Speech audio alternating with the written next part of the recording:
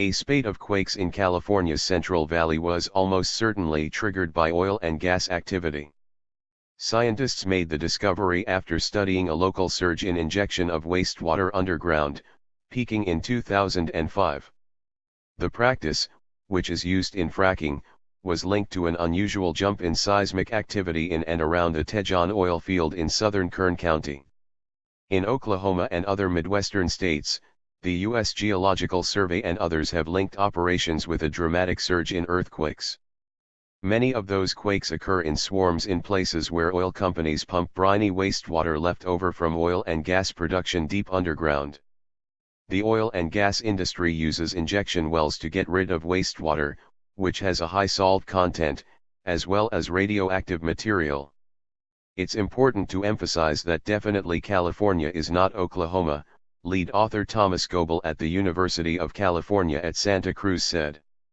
We don't really expect to see such a drastic increase in earthquake occurrences in California given different oil field methods and geology in the two areas. In Kern County, the shaking topped out on September 22, 2005, with 3 quakes, the biggest magnitude 4.6, researchers said.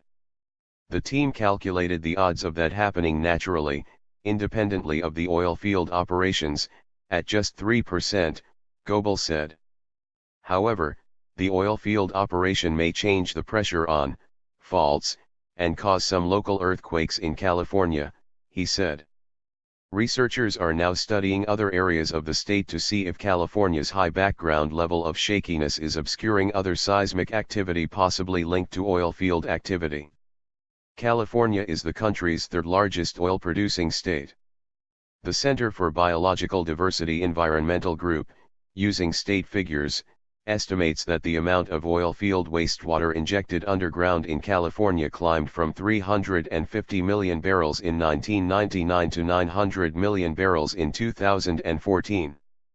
Human-induced earthquakes are a growing problem across the U.S., researchers claim. A group of experts met last year in Oklahoma to pinpoint seismic hotspots around the country caused by induced quakes. Scientists initially identified 14 regions affected by quakes linked to drilling. They later added 3 other high-risk areas, northern Oklahoma, southern Kansas, Greeley, Colorado, and Azle, Texas. Catherine Reheis Boyd, president of oil industry group the Western States Petroleum Association, said the organization is reviewing the study. But she said the study's calls for careful monitoring are consistent with what the group's member companies are already doing.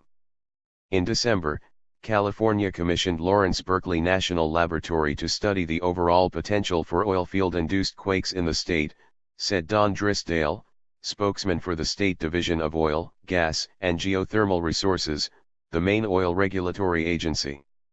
Rules that went into effect last year for some intensive forms of oil production require monitoring for seismic activity.